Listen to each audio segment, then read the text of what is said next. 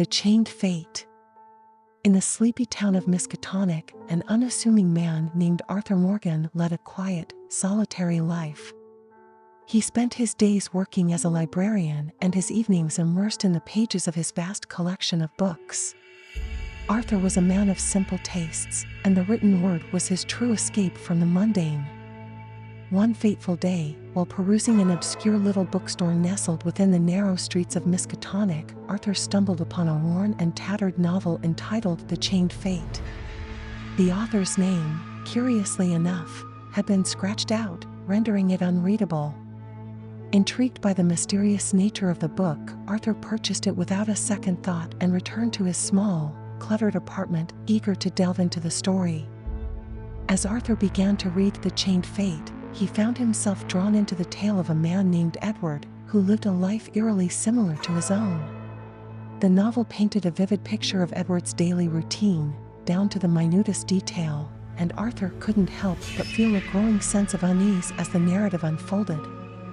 As he continued to read, Arthur began to notice unsettling parallels between Edward's life and his own. The descriptions of Edward's apartment, his job, and even his childhood memories were nearly identical to Arthur's experiences.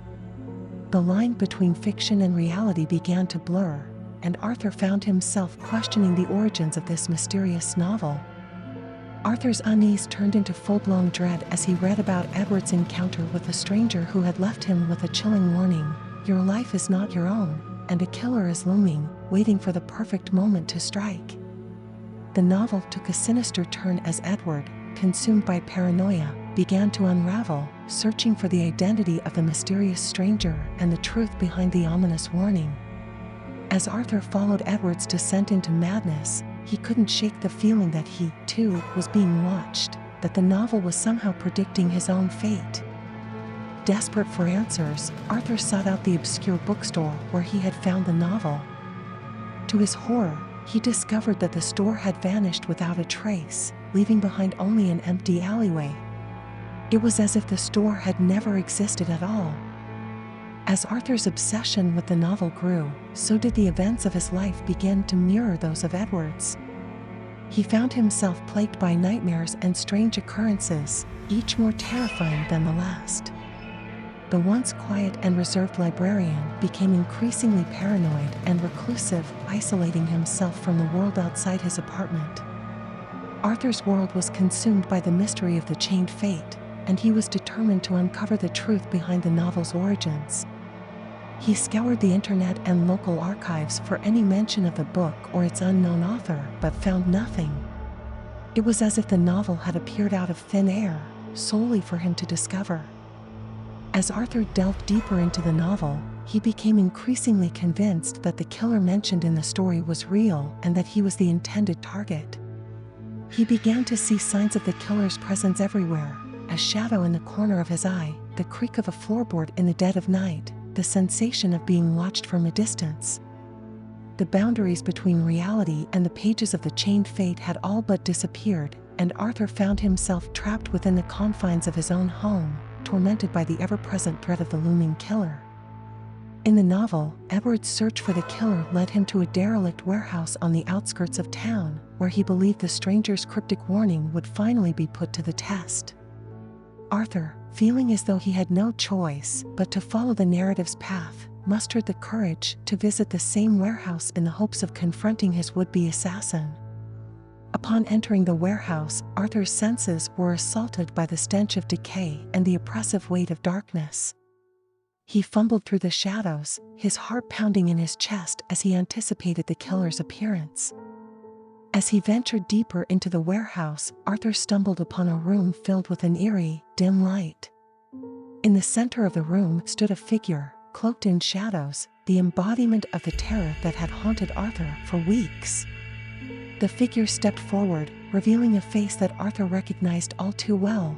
It was his own, twisted into a malicious grin. The doppelganger spoke, his voice a sinister echo of Arthur's. He revealed that he was the author of The Chained Fate, an entity born from the darkest corners of Arthur's subconscious. He had crafted the novel to bring himself into existence, to manifest in the physical world as the embodiment of Arthur's deepest fears and insecurities. The doppelganger taunted Arthur, claiming that he was an inescapable part of Arthur's psyche, a darkness that would always lurk within him. He had created the novel as a means of driving Arthur to the brink of madness, trapping him within a never-ending cycle of fear and paranoia. Arthur, fueled by desperation and the desire to reclaim his life, lunged at the doppelganger, grappling with the malicious entity in a vicious struggle for control. They tumbled through the darkness of the warehouse, their battle a dance of violence and desperation, each trying to gain the upper hand over the other. As they fought, Arthur realized that the doppelganger's power stemmed from his own fear, and that in order to defeat the entity, he had to confront the darkness within himself. With a surge of determination, Arthur confronted his deepest fears and insecurities, refusing to let them control him any longer. As Arthur faced his inner demons, the doppelganger's power began to wane. The malicious entity, now weakened and vulnerable, was no match for Arthur's newfound strength. With one final, decisive blow, Arthur vanquished the doppelganger, banishing the entity back into the recesses of his own mind. Arthur stood alone in the warehouse, his breath ragged and his body battered, but his spirit renewed. The chains that had once bound him to the fate outlined in the novel were broken, and he was free to forge his own path. In the days that followed, Arthur burned the cursed novel, ensuring that the horrors it contained could never resurface.